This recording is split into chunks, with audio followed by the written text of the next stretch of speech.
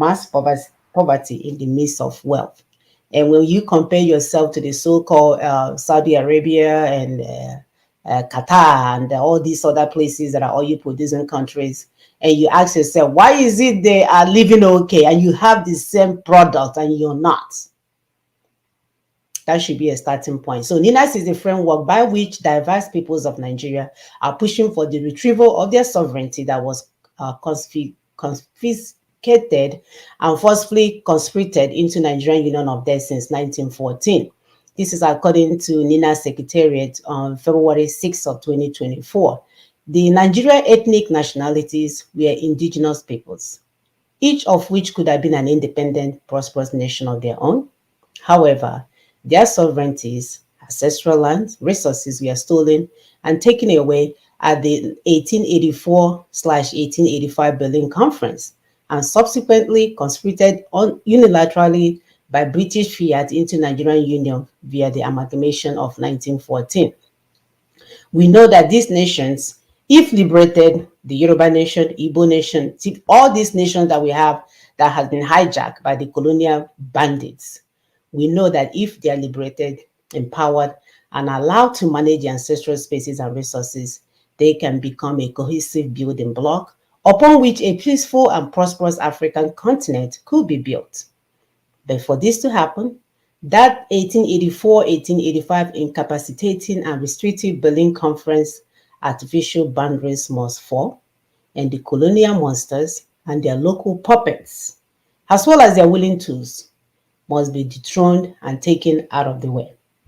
So as the British Caliphate colonial war Nigeria continued to descend rapidly into darkness and abyss, global Africa is looking towards Nigerian indigenous the global Africa is looking towards Nigerian Indigenous Nationalities Alliance for Self-Determination, is a mouthful, NINAS, and her proposition for self-determination to reposition the Black race. So today we'll continue to examine the NINAS proposition for self-determination geared toward liberation of the peoples of all indigenous ethnic nations trapped within Union of Death, attrition, backwardness, and misery the world calls Nigeria. Nigeria is no place for a person, not even the worst prisoner. And when we remind you guys that it's a prison yard, open air prison yard for Black race, people think we are exaggerating. Nigeria is an open prison yard for Black race. We are being used for an experiment when we cannot use the resources that our God has given to us. We cannot, it doesn't work for us.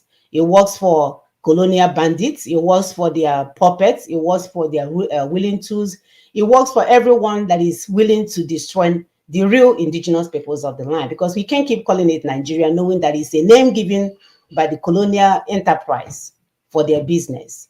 So we identifying ourselves, because that is another thing. To fight this war, we need to begin to identify ourselves as who we are. Igbo nation, Yoruba nation, wherever you are, there's no Nigeria. There is no Nigeria, people. We have been punked. We have been punked by the so-called Westernization project.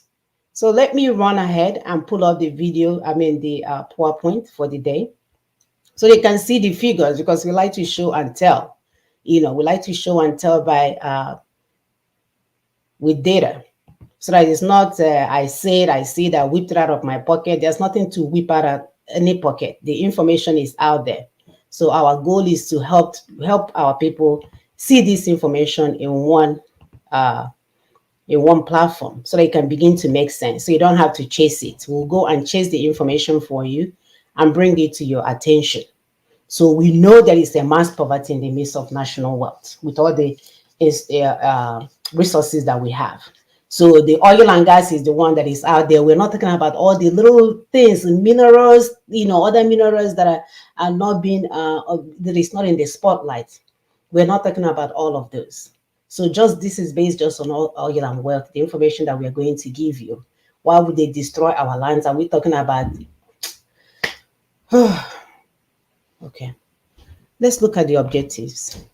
We are going to look at the brief analysis of our national wealth, as well as the multiple death traps that have been said to kill us because they don't want us to enjoy these resources. Please continue to help us to share as well. Share as you come in, and also hit the like buttons periodically to alter the algorithm. We're also going to look at the pulse of the masses, feeling the pulse of the masses, path to peace and prosperity in New Africa, no longer imposition of constitution on the people.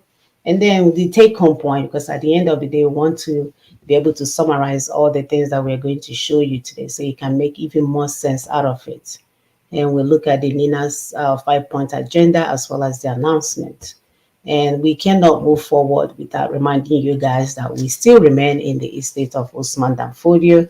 We have not been released. So you're not a nation. You were never released. You were just transferred from one colonial puppet to a caliphate that will continue the management.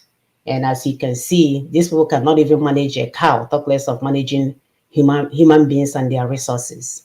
And that's why we remain in the dark continent, a continent where people cannot progress, a continent where that houses the most intelligent people on the face of the universe, and yet they cannot move forward. We cannot get one thing done. We cannot gather our people and do the right thing.